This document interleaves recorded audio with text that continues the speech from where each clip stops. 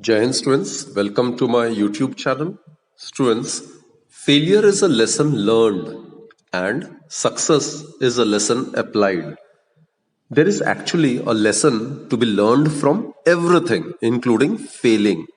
When we fail, we learn, we grow and mature, achieving new understandings and perspectives on life.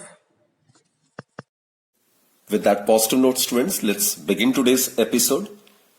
In today's lecture, or rather you can say in today's session, we'll be discussing the method to determine the value of small g, which is the acceleration due to gravity, by using a simple pendulum.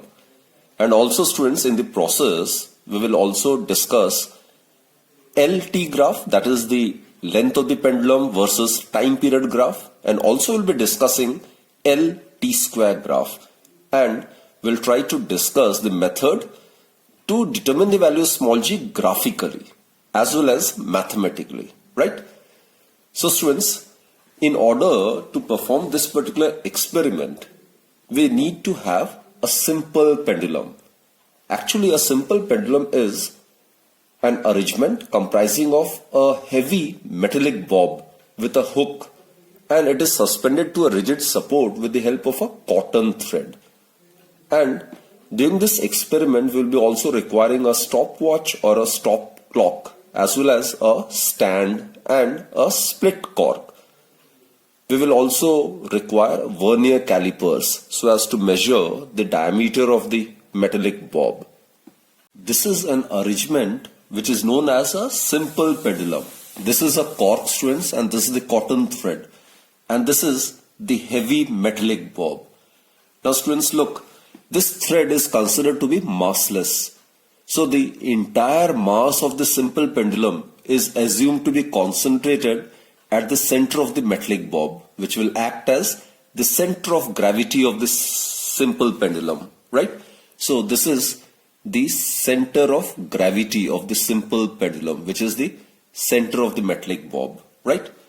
Now, as this bob is displaced from its mean position and released, it will start executing vibratory motion about its mean position. So it is this point which will oscillate like this.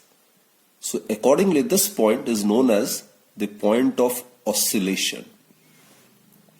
So this point, it is known as point of oscillation.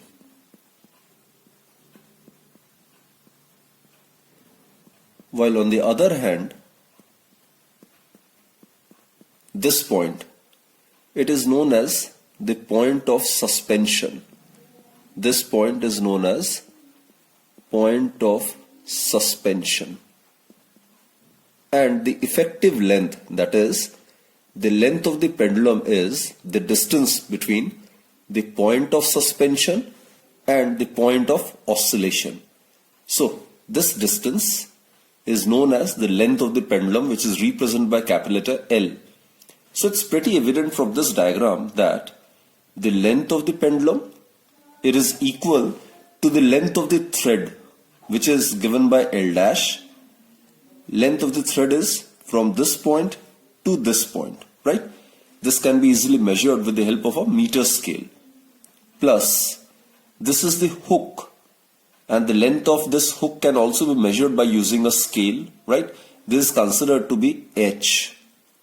And the diameter of the bob, it can be measured by using vernier calipers. So after finding the diameter of the bob, then we will divide it by 2. So that will give us the radius of the metallic bob, right? So from this point to this point, it's the radius of the bob.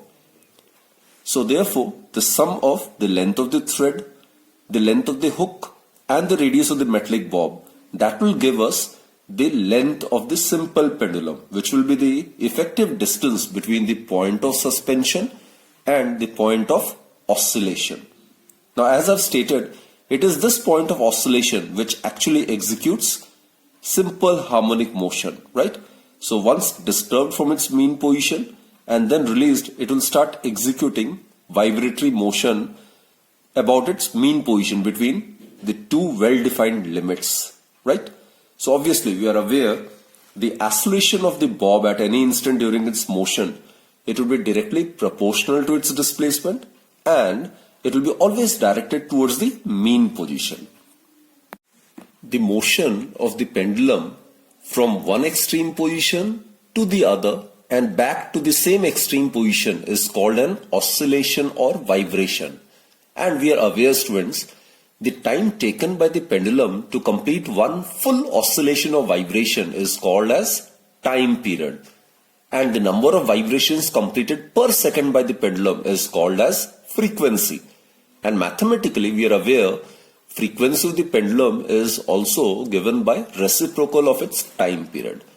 Now students, as we have proved that the acceleration of the metallic bob is directly proportional to the displacement and directed towards the mean position. So it executes simple harmonic motion. And the time period of a body executing simple harmonic motion is given by t is equal to 2 pi square root of displacement divided by acceleration.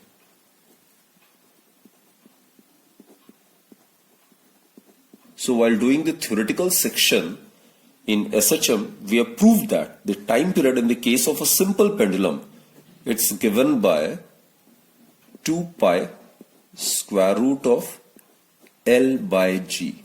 Here L is the effective length, which is the length of the pendulum, that is the distance between the point of suspension and the point of oscillation.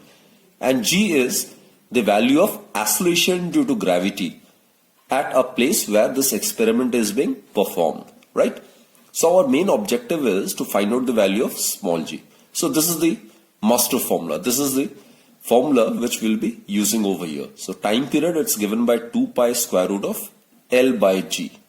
Now students, let us recap all the things which we have discussed right now through this very small and interesting video.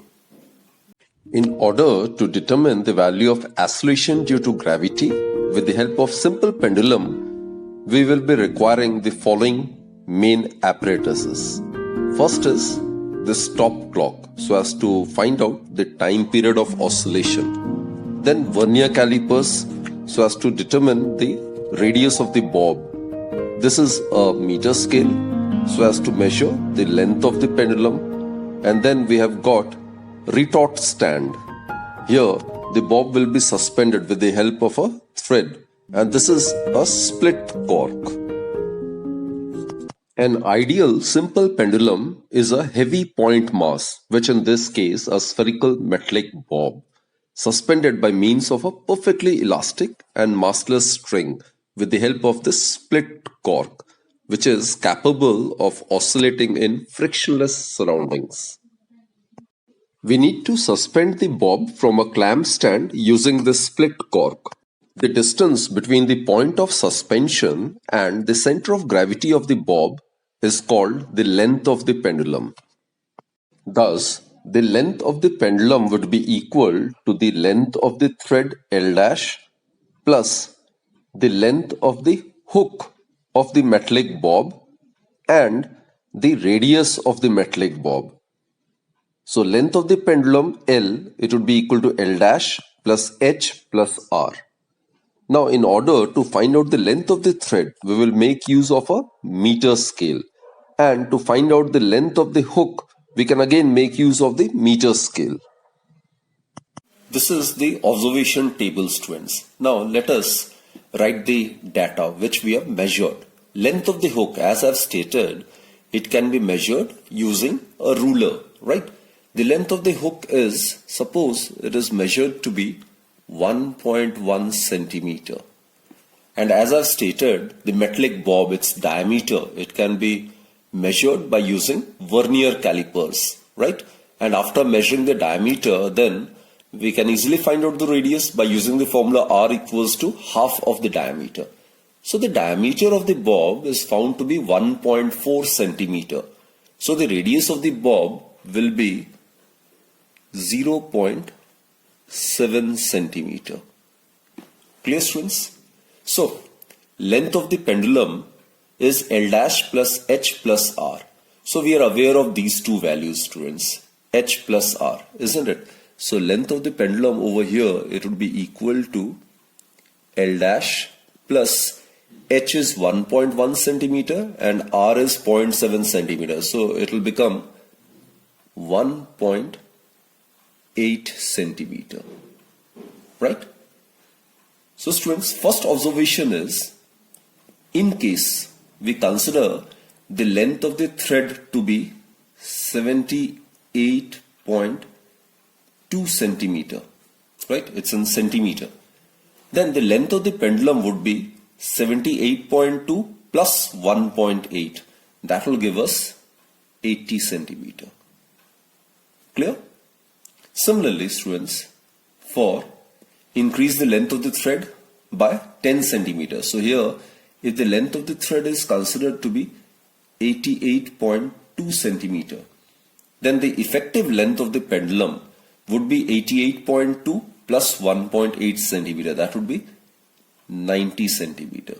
So this is actually the length of the pendulum. So basically, this can be done by using a meter scale to mark a dot with a ink pen on the thread at distance 78.2 centimeter, then 88.2 centimeter, then 98.2 centimeter, then 108.2 centimeter, isn't it? So basically, these dots will be at distance of 10 centimeter from the 80 centimeter mark, right? So making the effective lengths to be 90 centimeter, 100 centimeter, 110 centimeter, 120 centimeter, and so on. Now consider the length of the pendulum to be 80 centimeter. Now, as I've said, the bob needs to be slightly displaced from its mean position and then released. So initially, we will ignore 2 or 3 oscillations, and thereafter we can start counting the oscillations, right? So we can measure the time for 10 oscillations. Say it comes out to be 18 seconds. It's in seconds. Now thereafter what we'll do is we will repeat this step. That is again for the same length. For the same length of pendulum of 80 centimeter, we'll again measure the time taken by the pendulum to complete 10 oscillations. Obviously in the second time also we should get the same result, right? The more the number of observations, the greater will be the chance to reduce the experimental error. So that is the reason why we are taking the mean of these two. So it is found that in the next case also, when the same step is repeated, again the time for 10 oscillations corresponding to the length of pendulum of 80 centimeter, it comes out to be 18 seconds. So the mean time of these two, obviously arithmetic mean would be T1 plus T2 divided by 2. 18 plus 18 divided by 2. That will again give us 18 seconds, right? So it is the time for 10 oscillations. Now in order to calculate the time period, we need to divide this time by the number of oscillations, because time period, students, we are aware, is the time taken by the pendulum to complete one oscillation, isn't it? So time period would be 18 divided by 10. So that would be 1.8 seconds, right? And T square, because we need to plot graph between L and T square. So that is why this column is also required. So square of 1.8, that would be 3.24, right? Similarly, students, for an effective length of 90 centimeter, it is found that the total time taken by the bob to complete 10 oscillations is found to be 19 seconds. Now, on repeating the same step, that is, on further counting the total time for 10 oscillations for an effective length of 90 centimeter, again we obtain the same result. So the mean would be 19 plus 19 divided by 2. Obviously, it will be again 19 seconds. So now, the total time taken for 10 oscillations is 19 seconds. Therefore, time period would be 19 divided by 10. Time period is the time which the bob requires to complete one oscillation, right? So T is 19 divided by 10. So that will give us 1.9 seconds. And square of 1.9 is 3.61.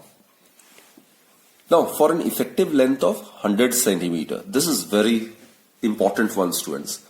Here, the time period should be 2 seconds. That is what we know as seconds pendulum. So before I write down the observations, let's watch this video. Here, I have suspended the bob from a clamp stand using a split cork. Now, when the bob is displaced slightly from its mean position and then released, then it starts executing simple harmonic motion. The acceleration of the bob at any instant is directly proportional to its displacement and is directed towards its mean position. Initially, we need to ignore 3 or 4 oscillations in the beginning so as to allow the motion to stabilize. As the pendulum bob crosses the mean position towards right, count 0. Simultaneously, start the stop clock or stopwatch. As the bob crosses the mean position again towards right, count 1 and so on. For an effective length of 100 centimeter, the time taken for 20 oscillations is found to be 40 seconds, and thus time period is found to be 2 seconds. Such a pendulum is known as seconds pendulum. So in the video, I have counted the time for 20 oscillations, and for an effective length of 100 centimeter, it was found to be 40 seconds. Now, when I calculated the time for 10 oscillations for an effective length of 100 centimeter, it is obtained as 20 seconds, right? So the time period would be 20 divided by 10, so that is 2 seconds. So this special pendulum, which has a time period of 2 seconds, is known as seconds pendulum. So the corresponding length of the pendulum should be 100 centimeter, right? So students, repeating these steps by changing the effective length of the pendulum to 90, 100, 110, 120, 130 centimeter and so on, these are the values or the observed values which we obtain experimentally. Now let us plot graph between the length of the pendulum and the time period of the pendulum. So length of the pendulum has been represented along x-axis. Length is in centimeter. This 20, 40, 60, 80, 100, 120 and 140. Ranges from 80 to 130, isn't it? And the vertical axis, y-axis, it has been represented by the time period. 0.5 seconds, 1 second, 1.5, 2, 2.5, 3, 3.5, 4, 4.5 and so on. So let's write the scale. Scale along x-axis, one box. It is equivalent to 20 centimeter. Right? This is a gap of 20 centimeter, right? Equidistant, 20 centimeter. And along y-axis, one box, right? So that is 0.5 seconds. 0.5 seconds. So we need to plot the graph between the length of the pendulum and time period. Okay, let's look at the position. 80, 1.8. Length is 80. So this is 80. And 1.8, this is 1, this is 1.5, 1.8, this exactly the midpoint between 1.5 and 2 would be 1.75, so 1.8 would be somewhere over here. So 80 and 1.8, this will be the point, right? Second is 91.9, the midpoint between 80 and 100 would be 90. And 1.9. 1.9 would be closer to 2. So somewhere over here. Third point is 102. This I've told you, this is the case of seconds pendulum, isn't it? Pendulum having time period of 2 seconds. For that, the effective length should be about 100 centimeter. To be precise, it should be about 99.6 centimeter. So that's seconds pendulum for you, right? So corresponding to 100 centimeter, the time period is 2 seconds. Corresponding to 100 centimeter, the time period is 2 seconds. So over here. Next is 110, 2.1. This is 110 and 2.1, somewhere over here. And 120, 2.2. 120, this is 2.2. This is 2.25, so 2.2 would be just below this line. And last point is 130 and 2.3. This is 130 and 2.3 would be just above this line, slightly above this line. Right? Now students, if you join these points, it won't lie along a straight line. Actually, it should lie on a curved line like this. So students, what we conclude is the nature of the graph between L and T is a parabola. Actually, it can be easily mathematically verified. We know that the time period of a simple pendulum is given by 2 pi square root of L by G. So on squaring both the sides, what we get is P square, it will be equal to 4 pi square L by G. So it may be represented in this manner also. T square, it's equal to 4 pi square by G. It's constant, isn't it? The term inside the bracket is constant into L. Now students, L has been represented along x-axis. T has been represented along y-axis. And this is constant. So it is in the form of y square is equal to 4ax. Isn't it? 4a is constant, which in this case is 4 pi square by G. So the degree of this equation is 2. The degree of T, it is 2. Therefore, it's the standard equation of a parabola. Now let us plot graph between the length of the pendulum and the square of the time period. So length of the pendulum, it's been represented along the horizontal axis, that is along the x-axis, right? While T square, it's been represented along the vertical axis, that is the y-axis. Now this we are already aware, L and T square. This has already been written in the observation table. Now here students, one point to be noted is that T is equal to 2 pi square root of L by G. Now as I've stated, squaring both the sides, what we get is T square, it would be equal to 4 pi square L by G. Our main objective is to determine the value of small g. So small g, it would be equal to 4 pi square divided by T square into L. That is, it may be written as G is equal to 4 pi square L by T square.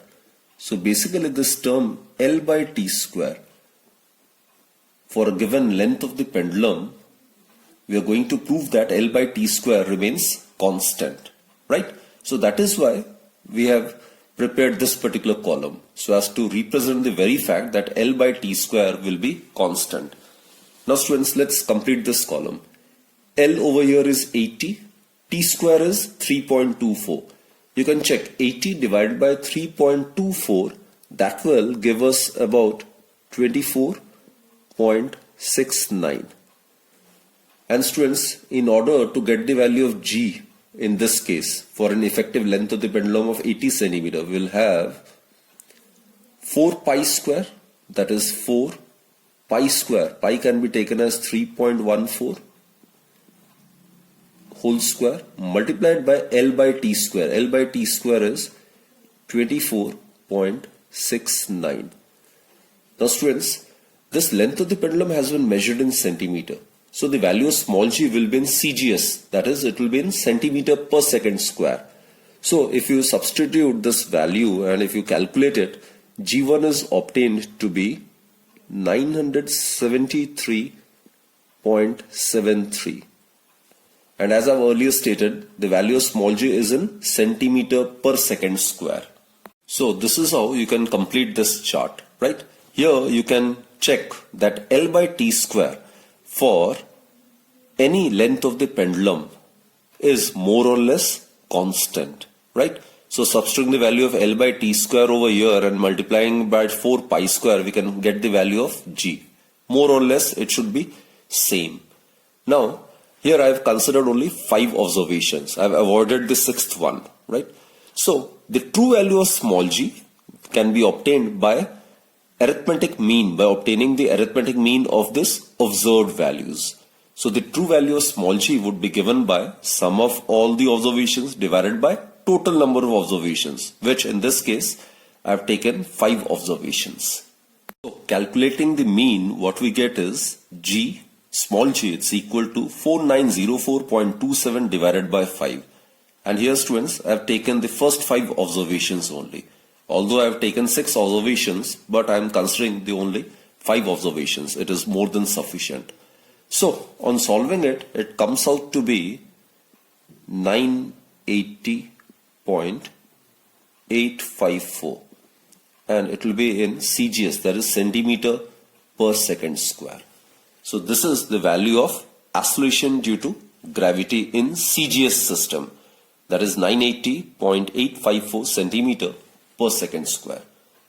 Now, the value of small g can also be obtained graphically by plotting graph between L and T square.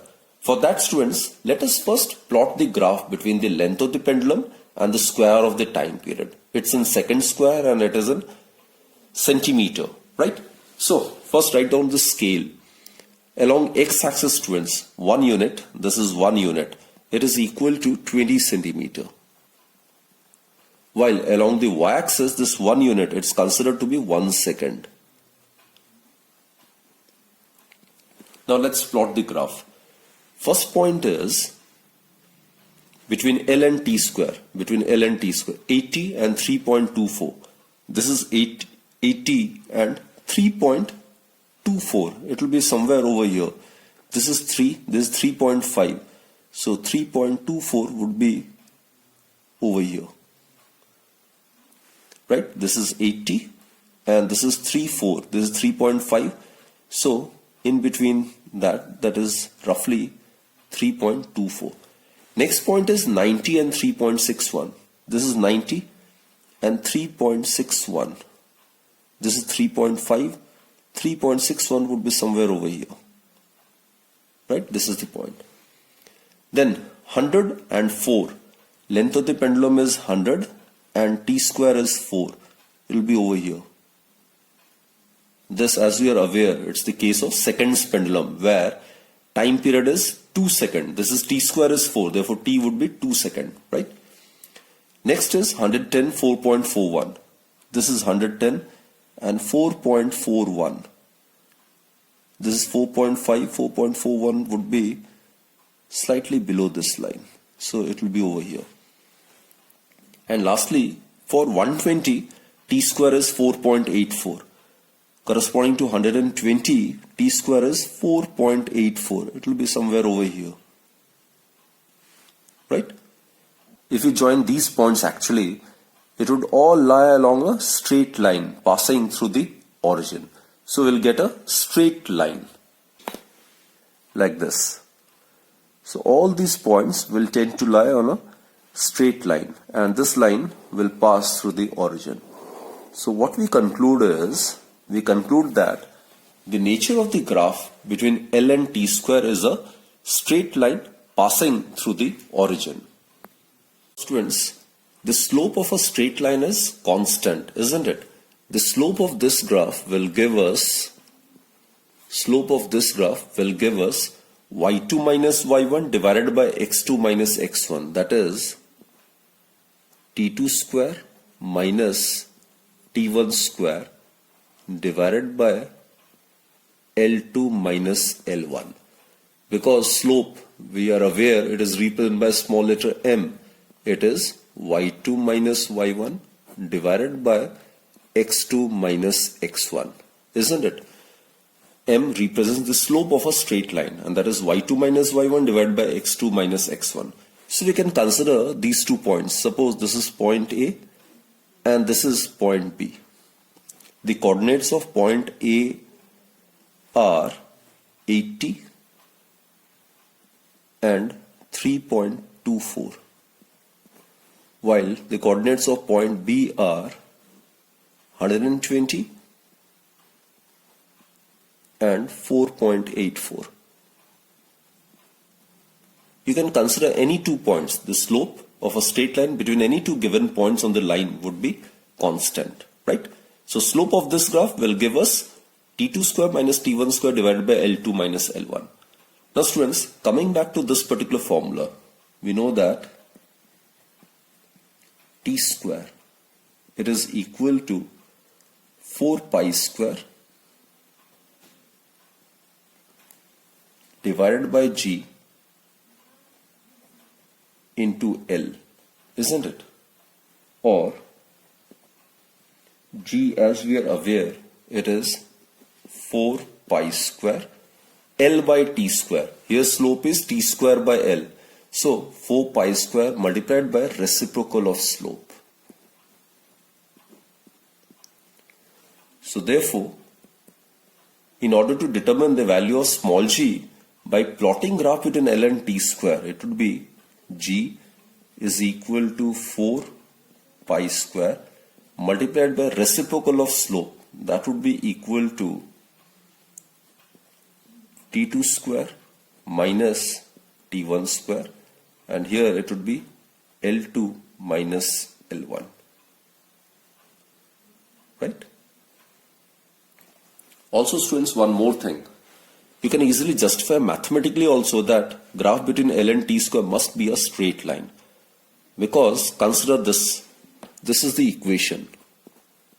T square is equal to 4 pi square by g. The term inside the bracket is constant into L. Now look, it is in the form of y is equal to mx. Now along x-axis, the length of the pendulum is represented, right? Length of the pendulum is represented along x-axis. T square, this is t square, it is represented along y-axis. So m is the slope. So slope will be 4 pi square by g, isn't it? So slope of this graph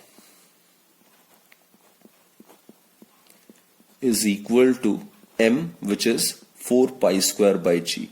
And we are aware this is the standard equation of a straight line passing through the origin, right? So what about g then? G would be equal to 4 pi square multiplied by reciprocal of slope. So this is what I have written over here. So comparing this with the standard equation of a straight line, we can safely conclude that the graph between L and t square must be a straight line passing through the origin. And the slope of this straight line, that will give us 4 pi square by g. Therefore students, the value of acceleration due to gravity can be obtained by multiplying the reciprocal of the slope with 4 pi square. So reciprocal of the slope of L and t square when multiplied by 4 pi square, that will give us the value of acceleration due to gravity. Therefore, the value of small g can also be obtained by using this method. That is, it can be determined by the graph between L and t square, right? So let us substitute this value and let's try to solve it. 4 multiplied by pi square, it will be 3.14 square, right? Multiplied by L2 minus L1. This is L1 T1 square. This is L2 T2 square, right? So L2 minus L1. This is L1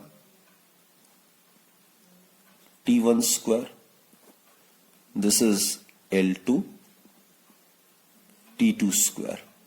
So L2 minus L1, that would be equal to 120 minus 80 divided by T2 square minus T1 square, that is 4.84 minus 3.24. So students, this can be easily calculated. So you'll get a value which is more or less same as that was obtained by arithmetic mean, isn't it? So it comes out to be about more or less we'll get the same value. Here it comes out to be about 985.96 centimeter per second square. So more or less you will get the same value. So this is how the value of acceleration due to gravity can be easily calculated by finding the arithmetic mean of the observed values, right?